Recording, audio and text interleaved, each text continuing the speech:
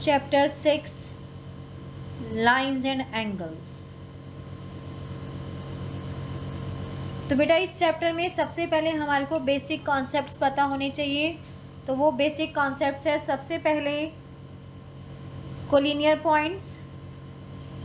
Collinear points means 3 और more points lie on a straight line. Means अगर हमारे पास 3 या 3 से ज़्यादा कोई पॉइंट्स गिवन है और उनको ज्वाइन करने पर हमें एक स्ट्रेट लाइन मिल रही है तो वो कोलिनियर पॉइंट्स कहलाते हैं बेटा। ठीक है, तो डायरेक्शन कुछ भी हो सकती है, लेकिन ज्वाइन करने पर अगर हमें एक स्ट्रेट लाइन मिल रही है तो हम बोलेंगे कि these are collinear points. Second, non collinear points. अब नॉन कोलिनियर पॉइंट्स क्या होते हैं बेटा? जैसे कि कोलिनियर पॉइंट मतलब सारे पॉइंट्स 3 या 3 से ज़्यादा जब एक सेम लाइन पर बनते हैं, तो यहीं से नॉन कोलिनियर पॉइंट से कॉन्सेप्ट आता है कि जब 3 या 3 से ज़्यादा पॉइंट्स मिलकर कोई एक स्ट्रेट लाइन नहीं बनाते। जैसे कि मैंने ए पॉइंट लिया, बी पॉइंट लिया, सी पॉइंट लिया। अगर मैं ए और बी को ज्वाइन कर रही हूँ तो सी स्किप हो रहा है हमारा, और अगर बी और सी को ज्वाइन कर रही हूँ तो सी स्किप हो रहा है। तो अगर आप देखें मैंने ए बी सी को ज्वाइन भी किया तो तीनों पॉइंट्स ने मिलकर एक स्ट्रेट लाइन नहीं बनाई, तो ये कहलाएंगे नॉन कोलिनियर पॉइंट्स। इसके बाद आती है बेटा एंगल्स की बारी। तो एंगल्स में सबसे पहले एक्यूट एंगल होता है।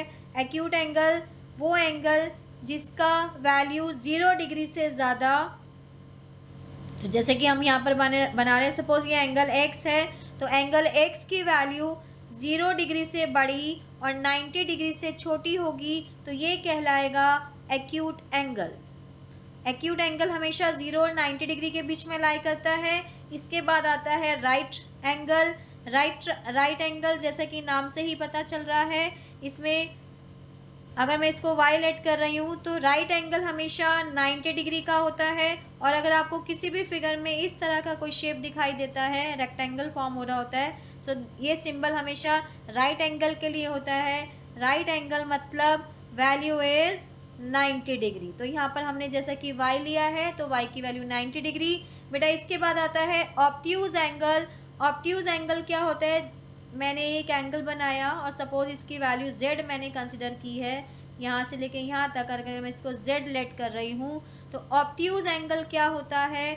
ऑब्ट्यूज एंगल 90 डिग्री से बड़ा होगा लेकिन 180 से छोटा होता है। तो ऑब्ट्यूज एंगल की वैल्यू हमेशा 90 से बिगर होगी लेकिन 180 से स्मॉलर होगी। इसके बाद आता है स्ट्रेट एंगल। स्ट्रेट एंगल यानी कि नाम से ही पता चल रहा है, जब आप ड्रॉ करेंगे तो एक स्ट्रेट लाइन बनेगी। तो सपोज अगर मैं इसका सेंटर इस लाइन पे एक पॉइंट एस बना रही हूँ, तो जब इस पूरे एंगल के बारे में बात हो रही है और सपोज इसको नाम मैंने एस दे दिया, तो यहाँ पर स्ट्रेट एंगल हम बोलेंगे straight angle is of 180 degree. तो स्ट्रेट एंगल जैसा कि हमने यहाँ पर इसको एस नाम दिया है, तो ये इसकी वैल्यू है 180 डिग्री। इसके बाद आता है बेटा रिफ्लेक्स एंगल। रिफ्लेक्स एंगल क्या होता है? तो जैसे कि अगर मैं ड्रॉ करके दिखा रही हूँ आपको, आप बोलोगे ये तो एक्यूट एंगल है, एक्यूट एंगल की जैसी शेप का है, लेकिन एंगल की वैल्यू यहाँ से स्टार्ट होके यहाँ तक की जो वैल्यू ली जा रही है, लेट इट बी, इसका नाम टी ले लेते हैं, तो ये जो एंगल टी है ये रिफ्लेक्स एंगल कहलाएगा। तो रिफ्लेक्स एंगल क्या होता है? वो एंगल जिसकी वैल्यू 180 डिग्री से ज़्यादा होती है लेकिन 360 डिग्री से कम होती है, तो ये कहलाता है रिफ्लेक्स एंगल। इसके बाद बात करते हैं कंप्लीट एंगल की। कंप्लीट एंगल कैसे होगा? ये पूरा, इसको सपोज मैं C से अगर डिनोट कर रही हूँ complete angle. Complete angle means इसकी वैल्यू 360 डिग्री होगी, so this is called complete angle. Next आता है हमारा कॉम्प्लीमेंट्री एंगल्स। कॉम्प्लीमेंट्री एंगल्स कौन से एंगल्स होते हैं? वो दो एंगल जिनका सम 90 डिग्री होता है। जैसे सपोज हमने एक एंगल x लिया और दूसरा एंगल y ले लिया, अगर दोनों का सम 90 डिग्री है so we will say x and y both are complementary angles, मतलब दोनों एक दूसरे को कॉम्प्लीमेंट करते हैं। इसके बाद आता है सप्लीमेंट्री एंगल। सप्लीमेंट्री एंगल क्या होगा? वो दो एंगल, यहाँ पे हमेशा दो एंगल्स के बारे में बात हो रही है। सप्लीमेंट्री एंगल्स यानी दो एंगल्स जिनका सम 180 डिग्री होगा वो कहलाएंगे सप्लीमेंट्री एंगल्स। इसके बाद बात होती है एडजेसेंट एंगल्स की। बेटा अगर आपको ये सारे कॉन्सेप्ट्स नहीं पता होंगे तो इस चैप्टर को करने में हमें दिक्कत आएगी। तो ये सारे बेसिक टर्म्स जो इस चैप्टर में यूज़ होने जा रही है। एडजेसेंट एंगल्स, तो जैसे कि मैं यहाँ पर आपके सामने एक फिगर ड्रॉ कर रही हूँ। हमने ले ली एक रे BC और एक रे ली हमने BD और एक रे हमने ले ली AB। तो जैसे कि अगर आप देखें यहाँ पर दो एंगल्स बन रहे हैं, ये फर्स्ट एंगल और एक एंगल यहाँ बन रहा है। एक एंगल है CBD और दूसरा एंगल है ABD। तो अगर हम देखें इन दोनों एंगल्स में B एक कॉमन वर्टेक्स है और BD एक कॉमन आर्म है दोनों एंगल्स के लिए। तो एडजेसेंट एंगल्स कौन से होते हैं? जिनमें एक कॉमन वर्टेक्स होता है, कॉमन वर्टेक्स, और एक कॉमन आर्म होगी और बाकी जो दो आर्म्स हैं दोनों एंगल्स की वो ऑपोजिट डायरेक्शन में जा रही होंगी। जैसे कि अगर आप देखें AB इस डायरेक्शन में जा रही है, BC इस डायरेक्शन में जा रही है। तो अगर मैं इस एंगल 1 और इस एंगल 2 की बात करूं तो ये दोनों एडजेसेंट एंगल्स हैं। इन दोनों का कॉमन वर्टेक्स है B, दोनों की कॉमन आर्म यानी कि कॉमन एक साइड है दैट इज़ BD, और एंगल DBC या CBD और एंगल ABD दोनों इस कॉमन आर्म को शेयर कर रहे हैं। ये है adjacent angle.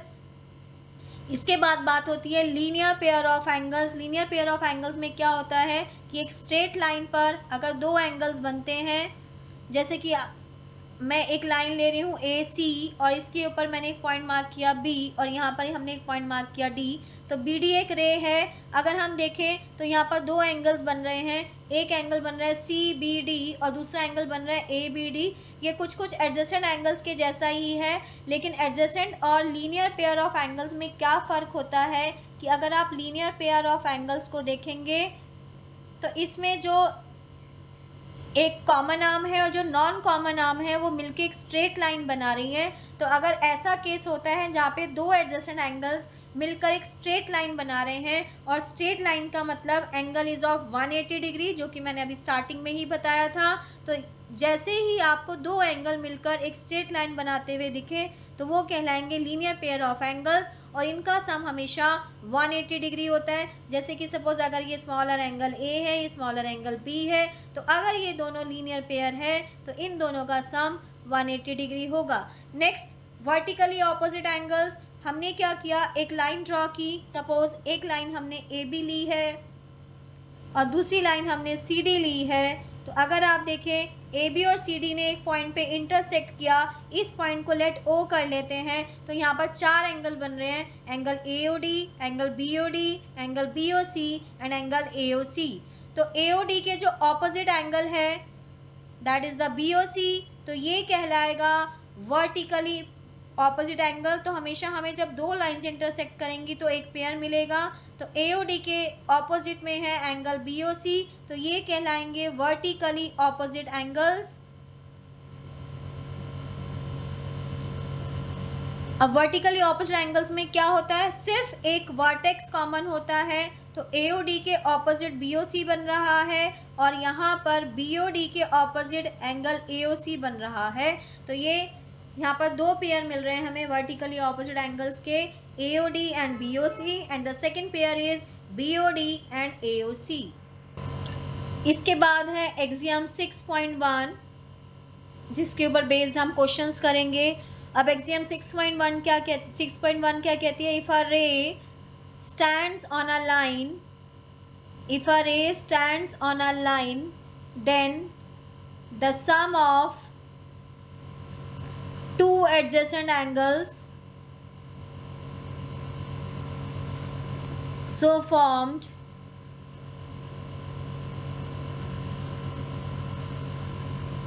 is 180 degree. Means कि अगर हमारे पास एक दो एडजेसेंट एंगल है और एक रे जो है स्ट्रेट लाइन के ऊपर लाई कर रही है, जैसे हमने ये एक लाइन ले ली AB और AB के ऊपर हमने एक रे बनाई, सपोज यहाँ पर ये O पॉइंट लिया और ये रे हमने OD ले ली। तो जैसा कि हम देख रहे हैं AOB एक स्ट्रेट लाइन है, स्ट्रेट लाइन के ऊपर ये जो दो एडजेसेंट एंगल्स बन रहे हैं, angle BOD and angle AOD, ये दोनों एक स्ट्रेट लाइन पर बन रहे हैं। और जैसा कि हमें पता है स्ट्रेट लाइन मीन्स अगर आप देखें ये यहाँ से लेके यहाँ तक ये पूरा एक एंगल 180 डिग्री का एंगल है, जो कि मैंने अभी पीछे भी समझाया था कि ये 180 डिग्री स्ट्रेट एंगल पे 180 डिग्री का एंगल होता है, तो ये 180 डिग्री फॉर्म कर रहा है।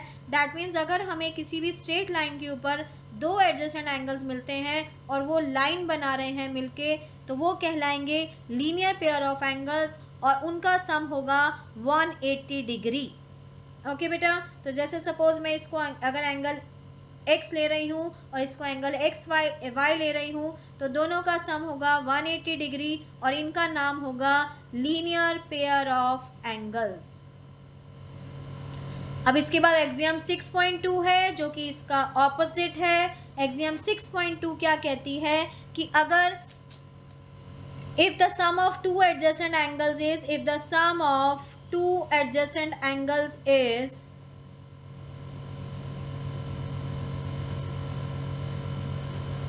angles is 180 degree, then the non-common arms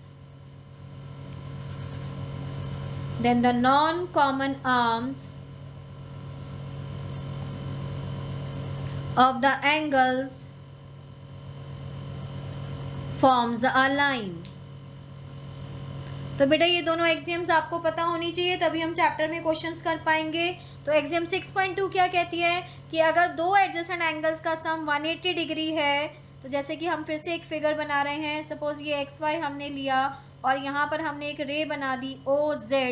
तो अगर हम बोलें कि हम देखते हैं कि XOZ और YOZ दोनों एडजेसेंट एंगल्स हैं, ये दोनों एडजेसेंट एंगल की कंडीशन को सेटिस्फाई कर रहे हैं और इन दोनों का सम अगर 180 हमें मिलता है। एग्जाम 6.2 कहती है कि अगर सम ऑफ दो एडजेसेंट एंगल्स इज 180 डिग्री, तो जो नॉन कॉमन आर्म है, नॉन कॉमन आर्म अगर हम देखें तो यहाँ पर OY है और OX है और दोनों में कॉमन आर्म OZ है, तो जो नॉन कॉमन आर्म है वो मिलकर एक स्ट्रेट लाइन बनाएंगी। ठीक है बेटा, तो यहाँ पर ये जो दो एग्जाम हमने पढ़ी, एग्जाम 6.1 और एग्जाम 6.2। 6.1 सेज कि अगर हमारे पास दो एडजेसेंट एंगल्स मिल रहे हैं और वो एक लाइन के ऊपर हैं, तो उनका सम 180 डिग्री होगा।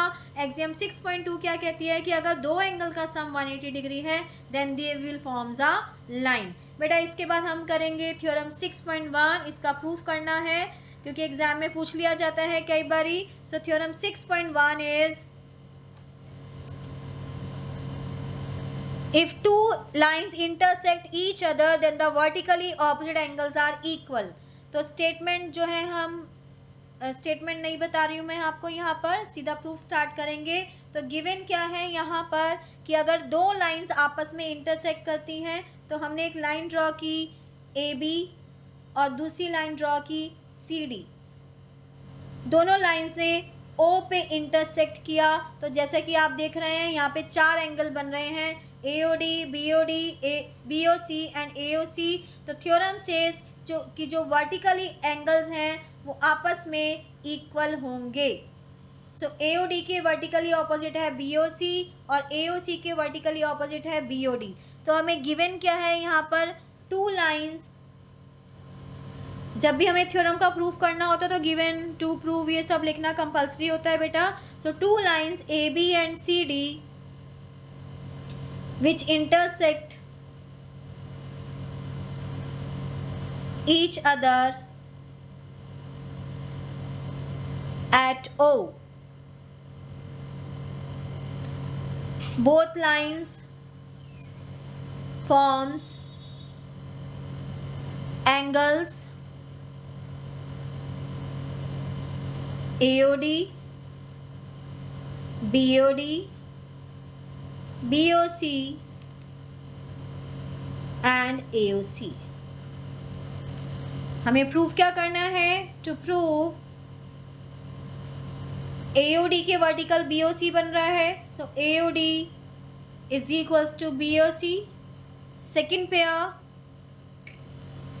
BOD is equals to AOC।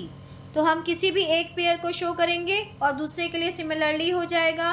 तो हमने लिखा गिवन टू प्रूव थ्योरम 6.1 का प्रूफ है, ये एग्जाम में पूछ लिया जाता है। तो अब इसका प्रूफ स्टार्ट कर रहे हैं। तो जैसा कि ए बी एक लाइन है, तो लाइन के ऊपर जो दो एंगल्स बन रहे हैं उनका सम 180 डिग्री होगा एक्सियम 6.1 के according. So since A B is a line, therefore angle AOD plus angle BOD दोनों का सम 180 डिग्री। ब्रैकेट में मेंशन कर देंगे linear pair of angles, that is axiom 6.1। ठीक है बेटा, 6.1 एक्सियम हम यूज़ कर रहे हैं, इसको हम इक्वेशन नंबर 1 मार्क कर देते हैं। अब अगर हम देखें तो CD भी एक लाइन है। So since CD is a line, so therefore CD के ऊपर जो दो एंगल्स बन रहे हैं, एक एंगल BOD बन रहा है और दूसरा एंगल BOC बन रहा है। दोनों का सम अगर हम करें 180 डिग्री, इसके लिए भी linear pair of angles axiom 6.1 बेटा यूज़ हो रही है। तो ये ज्योमेट्री में ये चीज़ें हमें मेंशन करनी होती है कि आप किस रिज़ल्ट को यूज़ कर रहे हैं। अगर आप कोई भी रिज़ल्ट अप्लाई कर रहे हैं और उसको किस तरह से यूज़ कर रहे हैं वो आप मेंशन नहीं करेंगे तो बेटा मार्क्स डिडक्ट हो जाते हैं। तो अभी क्या करें, इक्वेशन 1 और इक्वेशन 2 दोनों की RHS सेम है, दोनों की राइट हैंड साइड पे 180 डिग्री है। सो हम दोनों इक्वेशन को एक दूसरे के बराबर लिखेंगे। So from equation 1 and 2, equation 1 की LHS है angle AOD plus angle BOD और इक्वेशन 2 की LHS है angle BOD plus angle BOC। तो अगर हम दोनों इक्वेशंस को देखें, लेफ्ट साइड पे BOD एंगल है, राइट साइड पे भी BOD एंगल है, दोनों एंगल कॉमन है। अगर हम इसको इधर भी लेकर जाएंगे तो भी ये कैंसिल होगा। सो BOD से एंगल BOD कैंसिल हो गया, दैट मीन्स हमें मिला angle AOD is equals to angle BOC। यही हमें इस थ्योरम में प्रूव करना था कि वर्टिकली ऑपोजिट एंगल्स इक्वल होते हैं। सिमिलरली जो दूसरा पेयर है that is angle BOD and angle AOC, हम वो भी प्रूव कर सकते हैं। So similarly we can prove the other pair also. So यहाँ पर जाके थ्योरम प्रूव हो जाती है तो हम लिखेंगे हैंस प्रूव्ड। ठीक है बेटा, तो इस वीडियो में मैंने आपको चैप्टर 6.1 6 चैप्टर में जो बेसिक कॉन्सेप्ट्स हैं और एक्सियम 6.1, एक्सियम 6.2 और थ्योरम 6.1 का प्रूफ। तो बेटा आगे हम इसकी नेक्स्ट वीडियो में इस चैप्टर के क्वेश्चंस करेंगे। तो मिलते हैं नेक्स्ट वीडियो में। जय हिंद बेटा।